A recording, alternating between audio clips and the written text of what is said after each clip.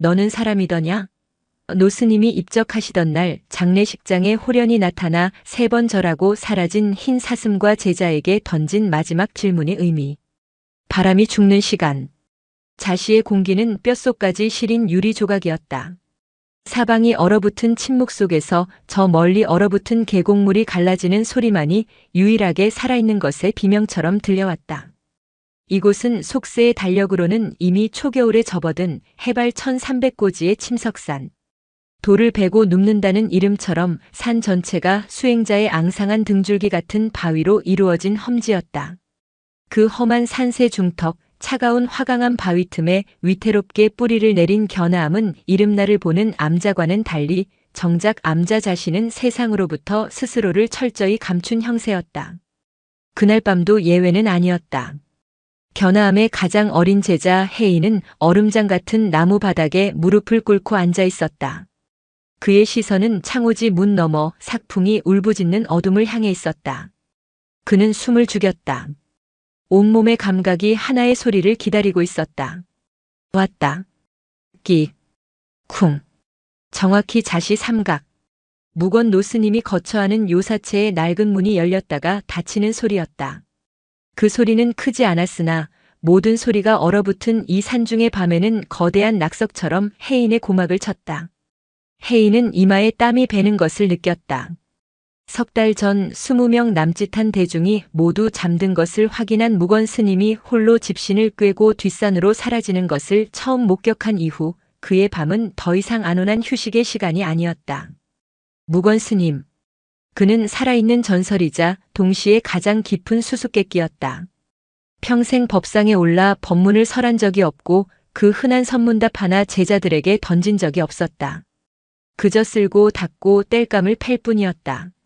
그의 수행은 침묵 그 자체였고 그의 존재는 견아함을 지탱하는 거대한 침묵의 기둥이었다. 그런 스님이 매일 밤 가장 깊은 어둠과 추위 속으로 홀로 사라지고 있었다. 처음 해인은 스님이 해우소에 가시는 것이라 생각했다. 그러나 한 시진 2시간이 지나도록 스님은 돌아오지 않았다. 어떤 날은 동이 트기 직전에야 겨우 집신 끄는 소리가 들려왔다. 해인은 조심스럽게 자리에서 일어났다. 창호지에 뚫린 작은 구멍으로 밖을 내다보았다. 달빛도 없는 금은밤. 앙상한 나뭇가지들이 검은 잉크처럼 번진 어둠 속에서 회색 승복을 걸친 무건 스님의 마른 그림자가 산길을 향해 움직이고 있었다. 그 걸음은 놀랍도록 조용하고 망설임이 없었다. 마치 매일같이 약속된 누군가를 만나러 가는 사람처럼. 침석산의 겨울밤 산길은 죽음의 길이었다. 발을 한 번만 헛디뎌도 천길 낭떠러지였다. 얼어붙은 바위는 짐승의 이빨보다 날카로웠고 간혹 굶주린 살기나 담비가 울음소리를 냈다. 하지만 팔순을 바라보는 노스님은 지팡이 하나 없이 그 어둠 속으로 스며들었다. 어딜? 도대체 어딜 가시는 걸까? 해인의 가슴 속에서 차가운 두려움이 피어올랐다. 그것은 스승의 안위에 대한 걱정인 동시에 자신이 알지 못하는 거대한 비밀을 마주하고 있다는 본능적인 긴장감이었다. 암자 내 다른 스님들도 이 사실을 어렴풋이 눈치채고 있었다. 하지만 누구도 감히 입 밖에 내지 못했다. 무건 스님의 침묵은 그 자체로 가장 엄격한 계율이었기 때문이다. 그들은 그저 노스님이 자신들 모르게 홀로 혹독한 고행을 치르고 있으리라 짐작할 뿐이었다. 하지만 해인의 생각은 달랐다. 그는 보았다. 산길로 접어들기 직전 잠시 멈춰서서 하늘을 올려다보던 무건 스님의 옆모습을. 그 표정은 고통스러운 수행자의 얼굴이 아니었다. 그것은 마치 오랜 벗을 만나러 가는 이의 희미한 설렘 혹은 깊은 그리움과 닮아 있었다. 그 순간 거센 바람이 불어와 암자의 풍경을 광란처럼 흔들었다. 쨍쨍쨍. 쇠가 갈라지는 듯한 소리가 해인의 귓전을 파고들었다. 마치 보지 말아야 할 것을 엿본 자신을 꾸짖는 듯 했다. 해인은 황급히 몸을 물렸다. 심장이 얼음물에 담근 듯 차갑게 뛰었다. 무건 스님은 이미 어둠 속으로 완전히 사라진 뒤였다. 마치 산의 어둠 자체가 스님을 삼켜버린 것처럼. 춥고 긴 밤이 다시 시작되고 있었다. 견아함의 아침은 언제나 안개와 함께 시작되었다. 밤새 산을 지배했던 냉기가 새벽의 미약한 온기와 부딪혀 만들어내는 짙은 운무는 견아함을 속세로부터 완전히 격리시키는 거대한 장막이었다. 새벽 예불이 끝난 직후 공양간에는 무거운 침묵이 흘렀다. 바로 씻는 물소리만이 유일한 소음이었다. 혜인은 곁눈질로 상좌에 앉은 무건 스님을 살폈다. 노 스님은 간밤의 죽음의 산길을 헤맸던 흔적이라고는 찾아볼 수 없을 만큼 평온한 얼굴로 식은 감자 하나를 천천히 씹고 있었다. 공양이 끝나고 울력이 시작될 무렵 혜인은 더 이상 참지 못하고 가장 가까운 사형인 법률 스님에게 다가갔다. 법률은 견아함의 감원직을 맡고 있었다. 이름 그대로 그는 계율 그 자체였다. 부처님이 정한 경전의 글자 하나, 조사가 남긴 규율 한 줄을 어기는 것을 죽음보다 두려워하는 스님이었다. 그는 무건 스님을 존경했지만 그 존경의 방식은 이해가 아닌 복종에 가까웠다. 법률 사형. 혜인이 마당을 쓸던 빗자루를 멈추고 조용히 불렀다. 법률은 매서운 눈초리로 혜인을 돌아봤다. 그의 빗질에는 한치의 흐트러짐도 없었다. 울력 중에 무슨 일인가 혜인. 밤사이. 또 스님께서. 법률의 빗자루질이 순간 멈칫했다. 그는 깊은 한숨을 내쉬더니 혜인을 끌고 장작을 패는 뒤뜰 구석으로 향했다. 인적이 드문 곳이었다. 자네도 보았는가? 법률의 목소리는 낮고 단단했다. 매일 밤이십니다. 자시 삼각. 어김없으십니다. 이러다 정말 큰일 나십니다. 산 짐승이라도 만나시면. 짐승이 무서운 게 아닐세. 법률이 혜인의 말을 잘랐다. 그의 눈빛이 차갑게 가라앉았다. 나는 다른 것이 두렵네. 다른 것이라니요? 법률은 주변을 한번 휘둘러보고는 목소리를 더욱 낮췄다. 근래 산 아래 마을에서 도는 흉흉한 소문을 들었는가? 혜인은 고개를 저었다. 견아함은 한 달에 한 번 탁발을 위해 하산하는 것을 제외하고는 속세와 담을 쌓고 지냈다. 이 침석산이 본래 터가 세기로 유명한 곳일세. 헌데 최근 몇 달간 밤마다 산에서 기이한 빛을 보았다는 나무꾼들이 늘고 있네. 푸르스름하기도 하고 눈처럼 희다고도 하더군. 마치 도깨비불 같다고. 혹자는 산신령의 현신이라 하고 혹자는 묵은 여우의 조화라고도 하네. 혜인은 마른 침을 삼켰다. 법률이 말을 이었다. 노스님께서 혹 그런 요사스러운 것에 홀리신 것이라면 어찌하겠는가. 사형. 어찌 그런 망령된 말씀을. 혜인이 경악하며 반문했다. 무건 스님은 이 시대의 가장 깊은 선승이었다. 그런 분이 고작 산의 잡귀에 홀렸다는 말인가. 망령되다니. 혜인, 자네는 아직 어려 경전의 깊이를 모르네. 수행이 깊어질수록 마장 또한 강해지는 법. 위대한 수행자일수록 마지막 순간에 가장 교묘한 마의 시험에 드는 법일세. 부처님께서도 보리수 아래서 마라 파피아스의 유혹을 받지 않으셨는가. 법률의 눈에는 단순한 걱정이 아닌 자신이 믿는 율법의 세계가 훼손될지도 모른다는 근본적인 공포와 의심이 서려 있었다. 노스님께서는 평생 법문을 하지 않으셨네. 당신의 깨달음이 어디에 이르렀는지 우린 알 길이 없어.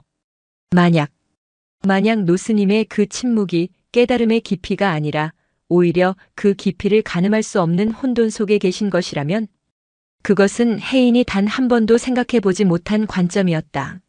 무건 스님의 침묵을 깨달음의 완성이라고만 믿었던 혜인에게 법률의 합리적인 의심은 날카로운 비수처럼 파고들었다. 우리는 노스님의 제자일세. 스승께서 잘못된 길로 드셨다면 목숨을 걸고 바로잡아 드리는 것이 제자의 도리다. 더 이상 방관할 수 없네. 그럼 어찌하시렵니까? 오늘 밤 우리가 직접 확인해야겠네. 법률의 목에 굳은 힘이 들어갔다. 노스님의 뒤를 밟는 걸세. 미행을 말씀이십니까? 스승을 기만하는 행위입니다. 스승을 구하기 위한 방편일세. 자네는 노스님께서 이 추위에 얼어붙은 낭떠러지에서 발을 헛디뎌 돌아가시는 것을 보고 싶은가? 아니면 정체 모를 요물에게 홀려 평생의 도업을 망치는 것을 보고 싶은가? 법률의 질책에 혜인은 입을 다물었다. 어느 쪽도 그가 원하는 바가 아니었다. 그날 오후 견아함에는 무거운 긴장이 감돌았다. 새로 들어온 행자승 하나가 법률의 엄격한 기세에 눌려 밥그릇을 떨어뜨리는 소동이 벌어졌다. 무건 스님은 그 소란 속에서도 그저 묵묵히 마당 한편에서 해진 집신을 엮고 계실 뿐이었다. 그 평온한 모습이 법률의 의심과 해인의 불안감과 기이한 대조를 이루었다. 해인은 생각했다. 오늘 밤 판도라의 상자가 열릴 것이다.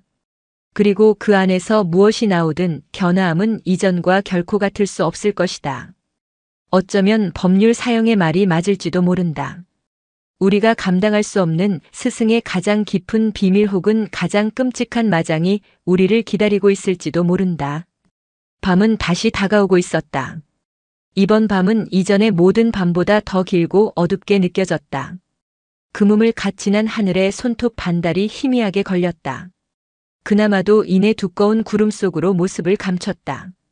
침석산의 밤은 빛을 집어삼켰다. 자시이각, 해인과 법률 그리고 완력이 좋은 원주 스님까지 세 사람이 무건 스님의 요사체가 보이는 대웅전 뒤편 처마 밑에 숨어 있었다. 살을 애는 바람에 승복자락이 파르르 떨렸다. 세 사람은 서로 눈빛을 교환할 뿐 누구도 입을 열지 않았다. 끼, 쿵. 예정된 시간이 되자 어김없이 문이 열리는 소리가 났다. 해인은 심장이 발끝으로 떨어지는 것을 느꼈다. 무건 스님이 그림자처럼 나타나 산길 입구로 향했다. 가자.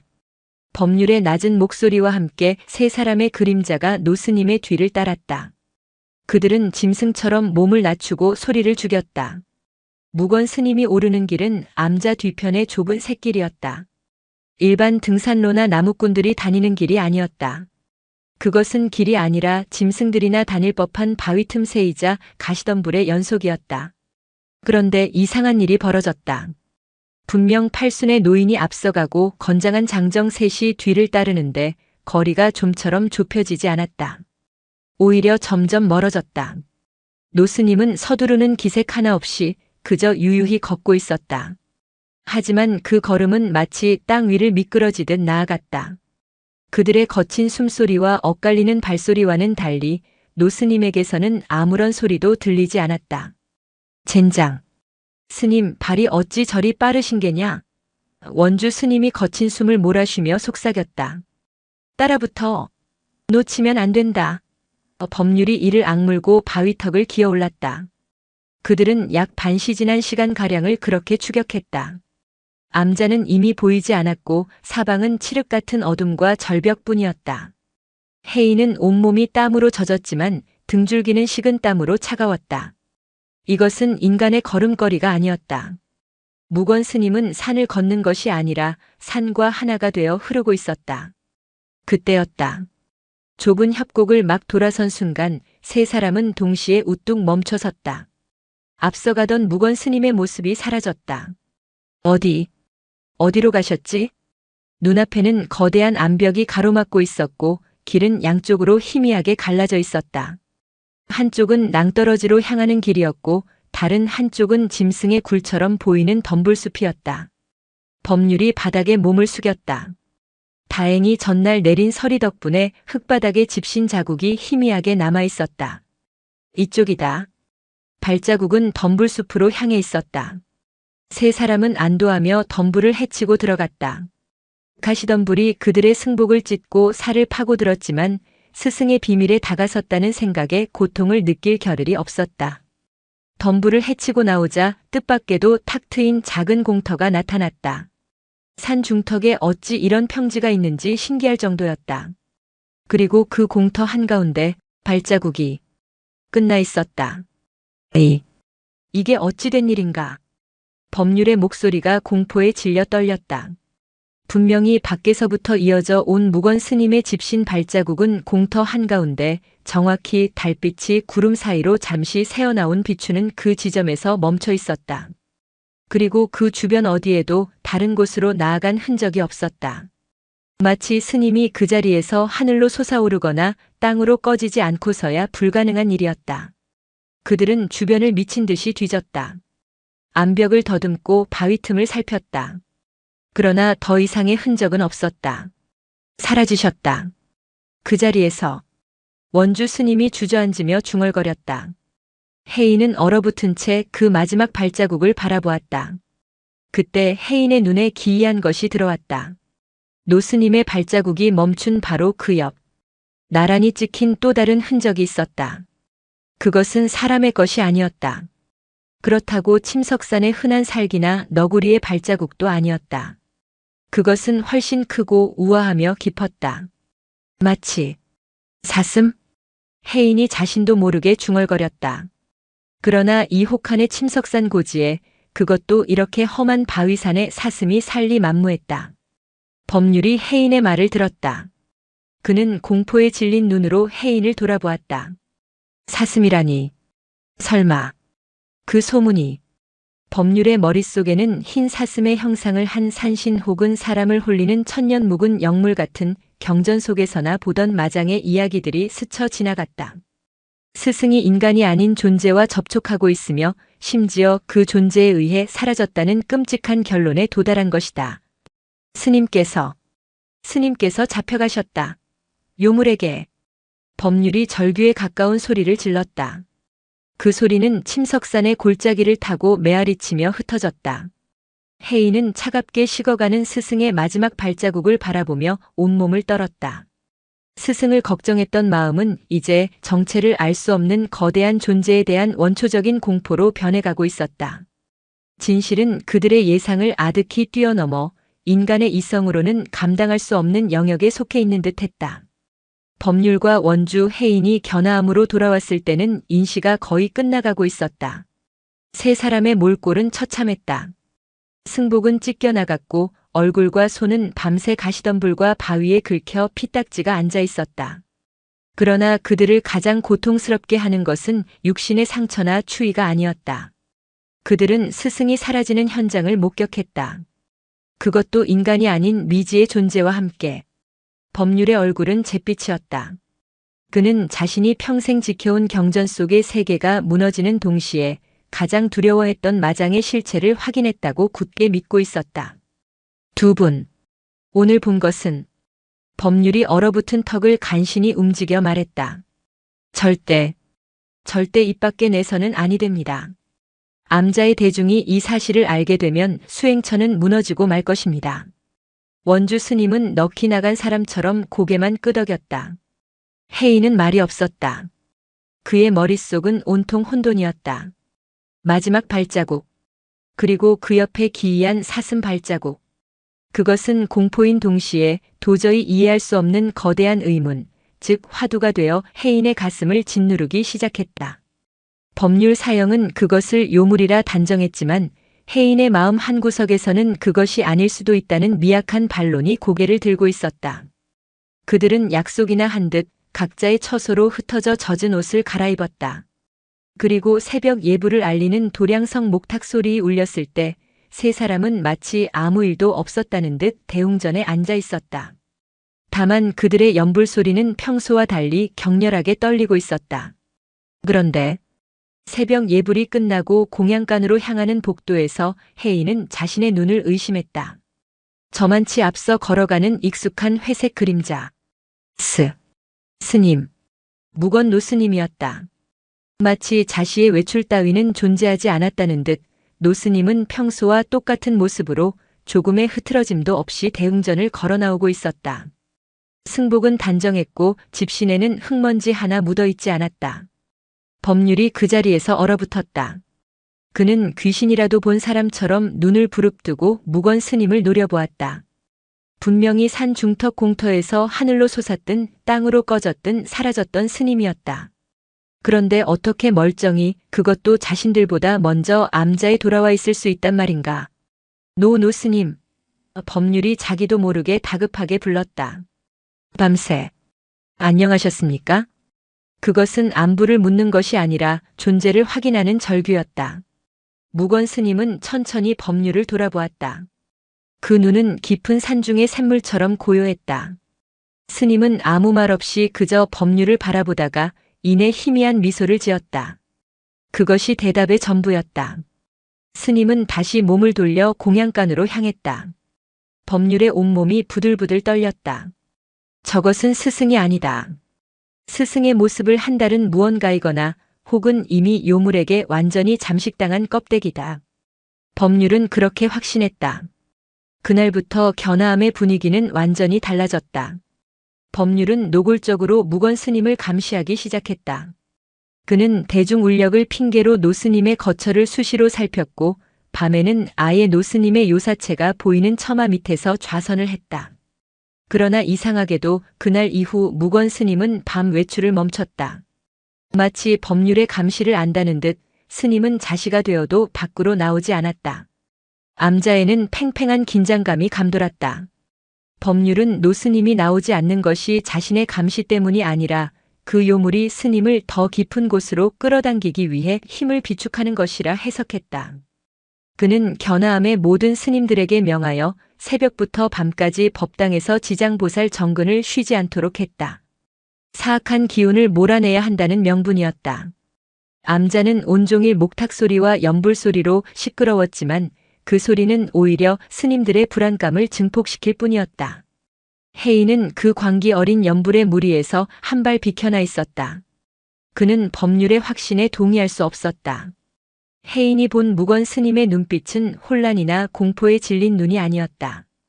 오히려 그 반대였다. 아니다. 사형은 틀렸다. 혜인은 결심했다.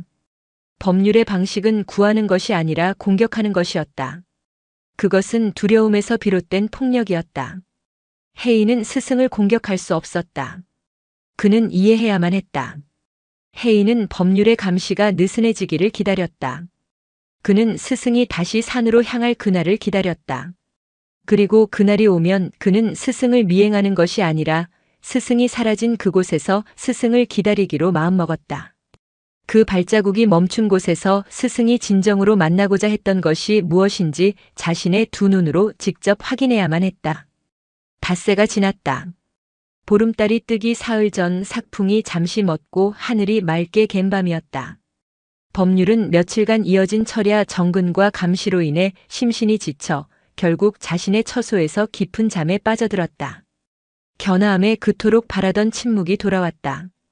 혜인은 바로 그때임을 직감했다. 끼, 쿵. 예상의 시간. 무건 스님이 움직였다. 혜인은 이미 스승의 뒤를 따를 생각이 없었다. 그는 스승보다 먼저 그곳에 가 있어야 했다. 혜인은 노스님이 산길로 접어드는 것을 확인하자마자 반대편 훨씬 더 험하고 가파르지만 지름길인 절벽 능선을 타기 시작했다. 이것은 도박이었다. 칠흑 같은 어둠 속에서 지난번 법률과 함께 갔던 기억만을 더듬어 길없는 길을 헤쳐나가야 했다. 발을 헛디디면 그대로 황천길이었다. 혜인은 필사적으로 바위를 타고 덤불을 헤쳤다. 온몸이 만신창이가 되었지만 스승의 비밀을 향한 열망이 그를 이끌었다. 얼마나 지났을까? 혜인은 마침내 그 공터에 도착했다.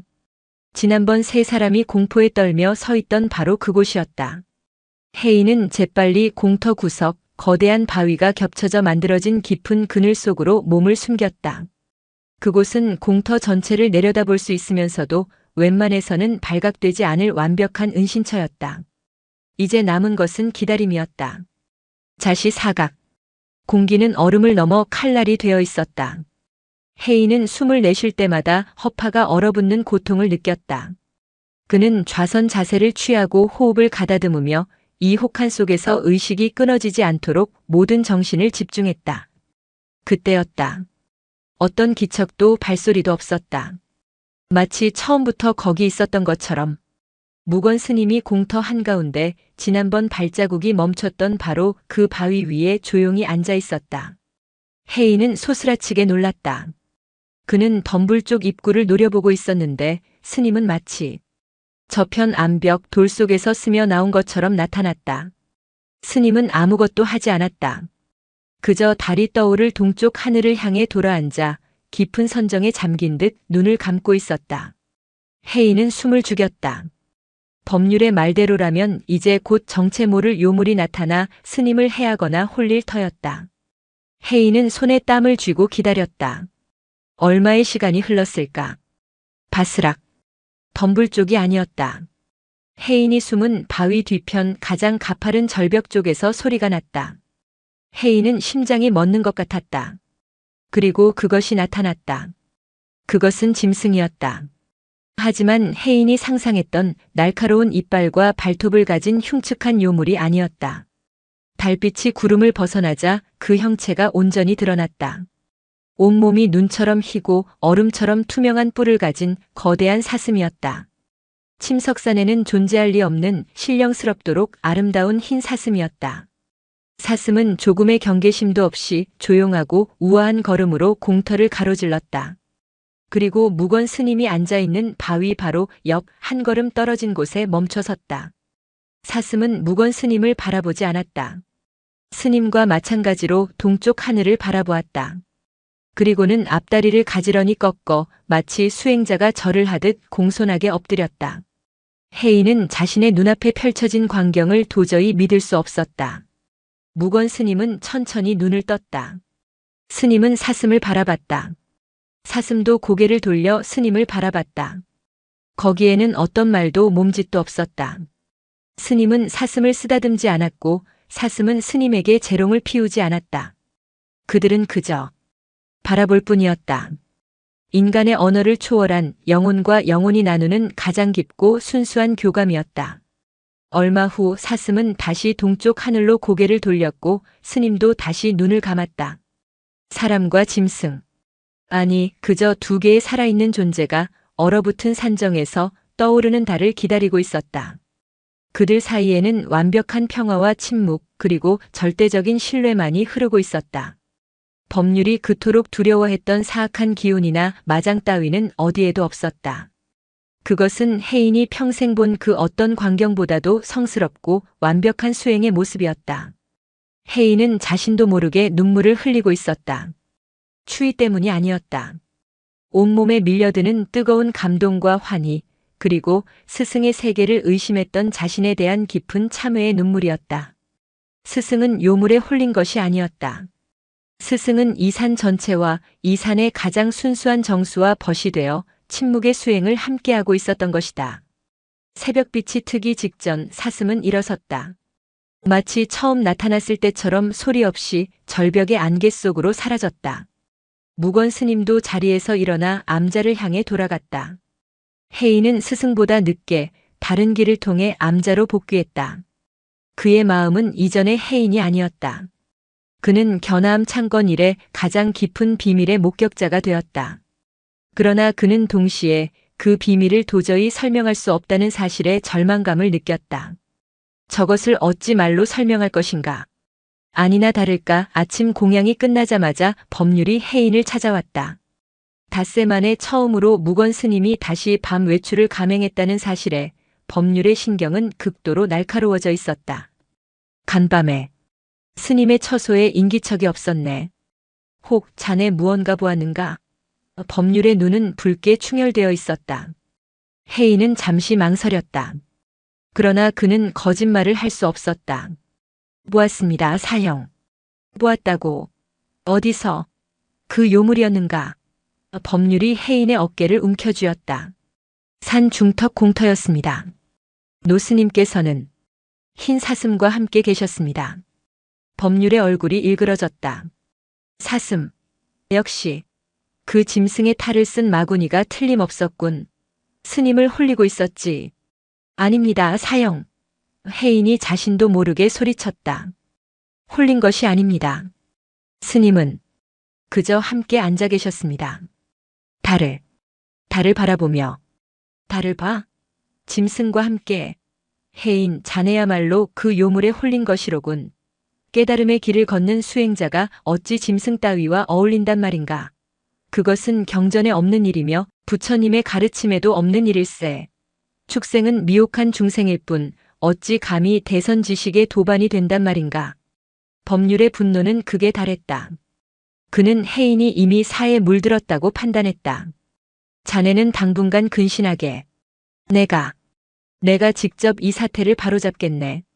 저 요물을 퇴치하고 스님을 마장에서 구해내야만 하네.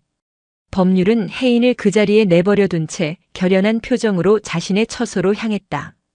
그가 금강경이나 법화경이 아닌 잡귀를 쫓는 밀교의 진원집을 꺼내드는 것을 혜인은 멀리서 보았다.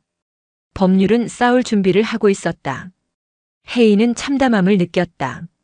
진실을 보았으나 진실을 말할 수 없었다. 아니, 진실을 말했으나 상대가 그것을 거짓으로 규정했다. 그는 이대로 둘 수 없었다. 법률이 그 성스러운 교감을 방해하고 어쩌면 사슴을 해칠지도 모른다는 끔찍한 예감이 들었다. 혜인은 처음으로 그리고 마지막으로 스승에게 직접 묻기로 결심했다. 혜인은 땔감을 패고 있는 무건 스님에게 다가갔다. 노 스님은 여든의 나이에도 불구하고 매일 자신의 몫으로 뗄나무 한 지게를 패는 것을 거르지 않았다. 혜인은 스승의 앞에 엎드려 삼배를 올렸다. 무건 스님은 도끼질을 멈췄지만 고개를 돌리지는 않았다. 스님, 감히 여쭙니다. 혜인은 목소리가 떨리는 것을 애써 참았다. 무건 스님은 대답 대신 쪼개진 장작을 가지런히 쌓을 뿐이었다. 진정한 도반이란 무엇입니까? 그것은 혜인이 할 수 있는 최선의 질문이었다. 사슴을 만나는 이유를 묻는 대신 교감의 본질을 물었다. 한참의 침묵이 흘렀다. 바람 소리와 혜인의 심장 소리만이 들렸다. 무건 스님이 처음으로 입을 열었다. 그의 목소리는 겨울 냇물 아래 조약돌이 구르는 듯 낮고 맑았다. 서로의 달을 가리지 않는 것. 혜인은 그 말의 무게에 숨이 멎는 듯 했다. 서로의 존재를 강요하지 않으며 그저 상대가 바라보는 깨달음 따를 함께 바라봐주는 존재. 혜인이 용기를 내어 다시 물었다. 하오나, 만약 그 도반이 사람이 아니라면, 미물이나 축생이라면, 그것도 가능합니까? 도끼질을 멈춘 무건 스님이 천천히, 아주 천천히 고개를 돌려 혜인을 바라보았다. 혜인은 스승의 눈을 정면으로 마주한 것이 처음이었다. 그 눈은 우주처럼 깊고 검었으며 그 안에는 어떤 분별도 판단도 담겨 있지 않았다. 무건 스님이 물었다. 너는 사람이더냐? 혜인은 그 질문을 듣는 순간 거대한 망치로 머리를 맞은 듯한 충격에 휩싸였다. 스님은 너는 사람이 아니냐고 묻지 않았다. 너는 사람인가라고 물었다. 그것은 혜인이라는 존재의 근본을 묻는 질문이자 가장 무서운 화두였다. 나를 인간이라 규정하고 너를 짐승이라 규정하는 그 분별심 자체를 깨부수라는 일갈이었다. 혜인은 깨달았다. 스승에게는 인간과 사슴의 구분이 없었다. 그저 존재와 존재가 만날 뿐이었다. 오히려 인간이라는 아상에 갇혀 두려움과 율법의 잣대로 세상을 재단하는 법률과 자신이야말로 진정한 깨달음의 길에서 벗어난 미혹한 중생이었다. 혜인은 대답할 수 없었다. 그는 그 자리에 무너져 내리듯 엎드려 통곡하기 시작했다. 그것은 참회의 눈물이었고 깨달음의 눈물이었다. 무건 스님은 그런 혜인을 가만히 내려다보다가 다시 묵묵히 도끼질을 시작했다. 쿵, 쿵. 맑은 파열음이 혜인의 울음소리 사이로 퍼져나갔다. 혜인의 통곡이 멈췄을 때 무건 스님의 도끼질도 멈췄다. 노 스님은 그에게 아무런 위로도 가르침의 확인도 하지 않았다. 그저 쪼갠 장작을 지게에 짊어지고 구분 등으로 공양간을 향해 걸어갔다.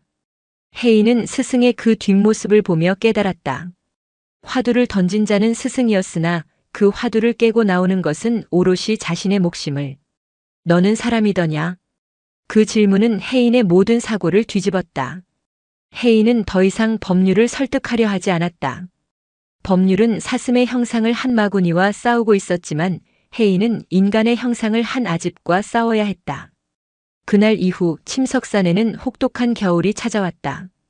세상의 모든 색을 지워버리는 폭설이 며칠 밤낮으로 이어졌고 겨나암은 눈 속에 파묻힌 고도가 되었다. 그리고 그 폭설과 함께 무건 스님의 밤 외출이 완전히 멈췄다. 스님은 더 이상 산에 오르지 않았다. 심지어 땔감을 패지도 않았다. 노 스님은 하루의 대부분을 방 안에 정주한 채 닫힌 문을 통해서도 스며드는 깊은 겨울의 냉기를 그저 묵묵히 받아들이고 있었다. 이 변화를 두고 겨나암의 대중들은 둘로 나뉘었다. 법률 스님은 이것을 자신의 승리라고 확신했다. 보았는가? 그는 혜인에게 공공연히 말했다. 대중의 간절한 지장 정근과 나의 퇴마 기도가 통했네. 저 사악한 요물이 드디어 노 스님을 놓아준 것이야. 우리의 정진이 스님을 마장의 소나기에서 구해낸 것일세. 법률은 더욱 의기양양하게 의식을 집전했다. 그는 암자 곳곳, 특히 무건 스님의 요사체 주변에 자신이 직접 쓴 벽사의 주문과 부적을 붙였다. 그는 자신이 스승을 구했다고 굳게 믿었다. 하지만 혜인은 알고 있었다. 이것은 승리가 아니었다. 이것은 이별의 준비였다. 무건 스님의 육신은 촛불 앞에 등잔 기름처럼 빠르게 쓰러져가고 있었다. 혜인이 몰래 문틈으로 본 노스님의 모습은 산에 오르던 그 강건한 수행자가 아니라 그저 죽음을 기다리는 쇠약한 노인일 뿐이었다. 흰 사슴이 오지 않는 것이 아니었다. 스승이 가지 못하는 것이었다. 혜인은 법률의 요란한 기도 소리를 들으며 생각했다. 법률은 스승을 구한 것이 아니다. 그는 그저 스승의 마지막 길을 시끄러운 소음으로 방해하고 있을 뿐이었다. 흰 사슴은 요물이 아니었다. 그것은 스승의 가장 깊은 도반, 스승의 깨달음을 증명하는 산의 정기 그 자체였다. 겨울이 깊어 산이 얼어붙고 스승의 기력이 쇠하자 그들의 만남도 자연의 섭리대로 멈춘 것뿐이었다. 입춘이 지났으나 눈은 녹지 않았다. 여전히 바람이 칼날 같던 어느 날 오후 혜인은 쇠약해진 무건 스님을 위해 미음을 끓여 방으로 들어갔다. 스님은 드물게도 눈을 뜨고 창밖에 눈 덮인 침석산 정상을 바라보고 있었다. 스님, 미음이라도 조금. 무건 스님은 천천히 고개를 저었다. 그리고는 평생의 침묵을 깨고 혜인에게 마지막 법문을 남기듯 희미한 목소리로 속삭였다. 산은 움직이지 않는다. 혜인은 그 말의 뜻을 몰라 고개를 숙였다. 스님이 다시 말했다. 내가 산을 만나러 가는 것이다. 그 말을 끝으로 무건 스님은 다시 깊은 침묵 속으로 잠겨들었다. 혜인은 그제야 깨달았다. 산을 만나러 간다. 그것은 육신의 죽음을 예고하는 말인 동시에 그 하얀 도반에게로 돌아간다는 선언이었다. 스승은 평생 침석산을 벗삼았고 마침내 스스로 침석산이 되려 하고 있었다. 법률이 그토록 경계했던 요물은 사실 스승이 도달한 깨달음의 경지, 즉 산과 내가 둘이 아닌 경지의 현현이었던 것이다. 고구가 가까워져서야 비로소 눈이 녹기 시작했다. 그러나 견아함을 감싸던 겨울의 냉기는 무건 스님의 요사체에서 마지막 힘을 발하고 있었다. 스님은 이미 열흘 넘게 곡기를 끊고 오직 물만 겨우 입에 댈 뿐이었다. 누구도 입 밖에 내지 않았지만 모두가 마지막 순간이 다가왔음을 알고 있었다. 견아함의 모든 대중이 노스님의 방 주위에 모여들었다. 법률은 자신이 해야 할 마지막 소임이라 생각하며 스님의 임종을 돕는 독경을 시작했다. 그의 목소리는 비장하고 절박했다. 그는 여전히 마지막 순간에 그 요물이 스님의 해탈을 방해할까봐 두려워했다.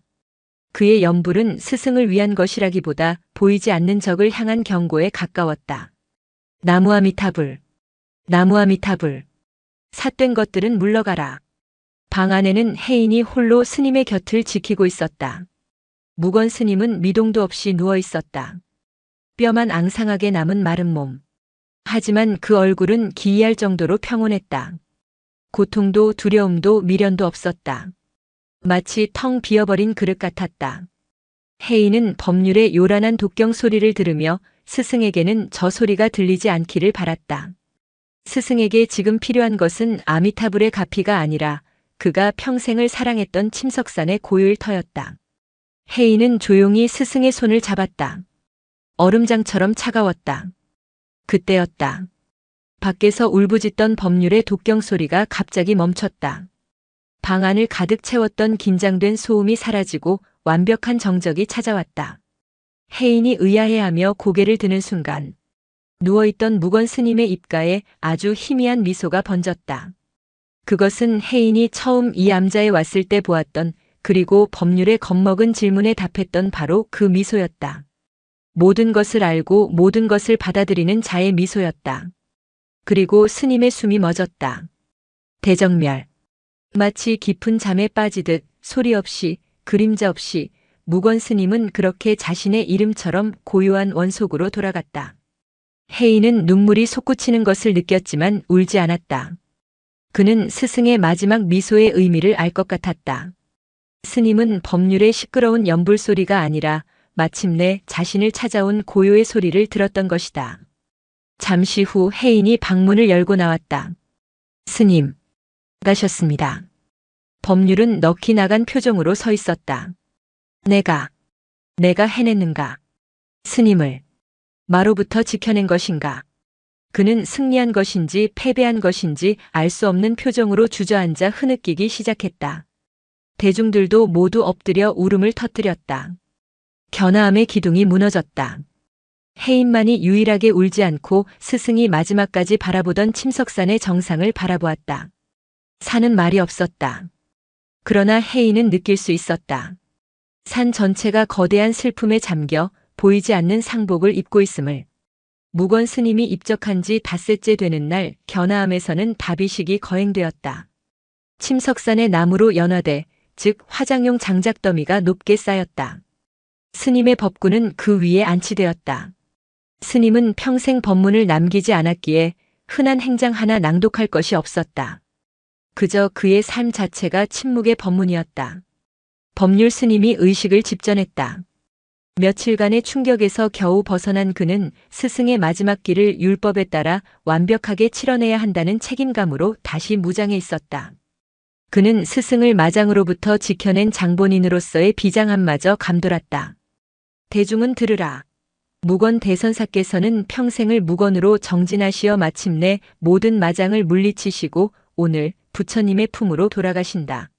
이제 우리는 스님의 법구가 사대로 흩어져 본래의 자리로 돌아가는 이 장엄한 순간을 법률이 거화를 외치며 횃불을 막 들어올린 그 순간이었다. 우우. 땅이 흔들리는 듯한 낮고 깊은 울음소리가 온 산을 뒤흔들었다. 그것은 짐승의 소리도 바람 소리도 아니었다. 거대한 침석산 전체가 통째로 울부짖는 듯한 소리였다. 모든 대중이 경악하여 소리가 들려온 산문 쪽을 바라보았다. 법률의 손에 들린 횃불이 위태롭게 흔들렸다. 그리고 그것이 나타났다. 눈처럼 하얀 거대한 사슴이었다. 지난 겨울 내내 보이지 않던 혜인이 공터에서 보았던 바로 그 흰 사슴이었다. 사슴은 굶주렸거나 쇠약해 보이지 않았다. 오히려 달빛을 머금은 듯 신령스러운 기품이 온몸에서 뿜어져 나왔다. 저것이 요물이 대낮에. 대중은 겁에 질려 뒤로 물러섰고 몇몇은 방어적으로 연부를 외기 시작했다. 법률은 자신의 눈앞에 나타난 마구니의 실체에 온몸이 얼어붙었다. 그는 스승을 지켜내지 못했다는 패배감과 공포심에 휩싸여 횃불을 든 채 부들부들 떨었다. 네 이놈. 감히 대선사의 마지막 길까지 방해하려 하다니. 그러나 흰 사슴은 법률이나 다른 대중에게는 눈길조차 주지 않았다. 사슴은 군중 사이를 유유히 그러나 위엄있게 걸어 나왔다. 그것은 곧장 무건 스님의 법구가 안치된 연화대 앞으로 다가갔다. 불과 5걸음 거리. 사람과 짐승이 죽음의 예식을 사이에 두고 마주 섰다. 모두가 숨을 죽인 그 순간 놀라운 일이 벌어졌다. 흰 사슴은 불을 두려워하지도 사람을 경계하지도 않았다. 그저 연화대 위에 누워있는 이제는 한 줌 재가 될 옛 친구를 바라보았다. 사슴의 크고 검은 눈에서 굵은 눈물방울이 뚝뚝 떨어졌다. 그리고는 사슴은 앞 무릎 2개를 천천히 아주 공손하게 꿇었다. 마치 대웅전의 부처님께 절을 올리듯 첫 번째 절을 올렸다. 첫 번째 절은 법의 귀의함이었다. 머리를 조아린 사슴의 입에서 산 전체가 다시 우는 듯한 깊은 통곡 소리가 터져나왔다. 사슴은 다시 일어나 2번째 절을 올렸다. 2번째 절은 즉 스승에게 귀의함이었다. 울음소리는 더욱 처절해져 듣는 이들의 간담을 서늘하게 했다. 마지막으로 사슴은 가장 깊이 머리를 땅에 대고 3번째 절을 올렸다. 3번째 절은 두 존재가 나누었던 침묵의 우정, 즉 불의 마음의 귀의함이었다. 3번의 절을 마친 사슴은 한참 동안 그 자리에 엎드려 움직이지 않았다. 암자 마당을 채운 것은 정막, 그리고 짐승의 거룩한 슬픔이었다. 법률은 손에서 횃불을 떨어뜨렸다. 그는 깨달았다. 저것은 마구니가 아니었다. 마구니는 저렇게 절하지 않는다. 마구니는 저렇게 울지 않는다. 저것은 스승의 진정한 도반이었다. 자신이 평생 경전 속에서 찾아 헤맨 그러나 눈앞에 두고도 알아보지 못한 진짜 보살이었다. 흰 사슴은 천천히 일어섰다. 연화대를 한 바퀴 돌았다. 그리고 혜인과 잠시 눈을 마주쳤다. 이제 내가 이 산을 지켜라고 말하는 듯한 깊은 눈빛이었다. 사슴은 몸을 돌려 자신이 왔던 산문 쪽으로 천천히 걸어갔다. 누구도 감히 그 길을 막지 못했다. 사슴은 견아함의 문턱을 넘어섰고 마치 안개 속으로 스며들 듯 봄의 햇살 속으로 흔적도 없이 사라졌다. 흰 사슴이 사라진 마당에는 그것이 흘린 눈물이 젖어든 흙 자국과 압도적인 침묵만이 남았다. 모든 의식은 중단되었다. 가장 먼저 무너진 것은 법률이었다. 그는 자신이 떨어뜨린 횃불 앞에 주저앉아 어린아이처럼 통곡하기 시작했다. 그의 울음은 긍지나 책임감의 울음이 아니었다. 그것은 자신의 전 존재가 뿌리째 부정당한 자의 절망이었다. 그는 평생 법률이라는 이름 그대로 경전의 글자와 계율의 조항을 부처님 그 자체라고 믿고 살았다. 그는 그 잣대로 세상을 재단했고 심지어 자신의 스승까지 재단했다. 스승이 짐승과 교감하는 것을 마장에 빠진 것이라 규정하고 그것을 바로잡겠다며 주문을 외고 부적을 붙였다. 그러나 오늘 그 짐승이 나타나 모든 대중 앞에서 스승의 열반에 예를 갖추었다. 그것은 인간이 할 수 있는 가장 경건한 방식이었다. 법률은 깨달았다. 누가 마장이었는가? 스승을 흔든 것은 사슴이 아니었다. 경전의 글자에 갇혀 살아있는 진실을 보지 못하고 스승의 마지막 길까지 요란한 주문으로 방해한 자기 자신이야말로 가장 지독한 마장이었다. 자신이 붙인 부적은 사악한 기운을 막은 것이 아니라 스승과 도반의 성스러운 교감을 가로막는 벽이었다. 사슴은 스승을 해치러 온 것이 아니라 스승을 배웅하러 온 것이었다. 법률은 스승을 구한 것이 아니라 스승의 가장 소중한 친구를 핍박한 죄인이었다. 그의 이름 법률은 깨달음의 도구가 아니라 가장 무거운 족쇄였던 것이다. 법률의 통곡을 뒤로하고 혜인은 연화대 앞으로 나아갔다. 그는 떨어진 횃불을 다시 집어들었다. 그리고 묵묵히 연화대에 불을 붙였다. 활활 타오르는 불꽃 속에서 혜인은 무건 스님의 마지막 말들을 떠올렸다. 너는 사람이더냐? 내가 산을 만나러 가는 것이다. 혜인은 마침내 모든 것을 깨달았다. 스승에게 사슴은 사슴이 아니었고 산은 산이 아니었다. 그것은 분리된 객체가 아니라 자신의 참모습을 비추는 거울이자 자기 자신의 또 다른 모습이었다. 스승은 매일 밤 산에 올라 흰 사슴의 형상을 한 자기 자신을 만났던 것이다. 그것은 둘이 아닌 하나의 침묵이었고 완벽한 합일이었다. 그리고 혜인은 이 암자의 이름이 왜 견아암인지 비로소 깨달았다. 나를 보는 암자. 진정한 수행이란 부처를 따르는 것이 아니라 경전을 외우는 것이 아니라 바로 참된 나를 보는 것임을. 무건 스님은 평생의 침묵으로 그리고 마지막 죽음과 그 도반의 조문으로 그것을 증명해 보였다. 진정한 도반은 말이 아닌 마음으로 맺는다. 인간과 짐승이라는 껍데기를 넘어 서로의 본성이 서로의 달을 가리지 않을 때 비로소 존재는 존재와 하나가 되는 것이다. 불길이 스승의 육신을 사르고 하늘로 오르는 동안 혜인은 흔들리지 않는 눈으로 그것을 지켜보았다. 몇 년의 세월이 흘렀다. 법률은 더 이상 경전을 논하지 않았다. 그는 자신의 이름 법률을 버리고 무언이라는 새 이름으로 무건 스님이 그랬던 것처럼 매일 새벽 마당을 쓸 뿐이었다. 그는 빗자루질 속에서 비로소 자신의 첫 수행을 다시 시작하고 있었다. 혜인은 견아함의 새로운 주지가 되었다. 그 역시 무건 스님처럼 법상에 오르지 않았고 법문을 설하지 않았다.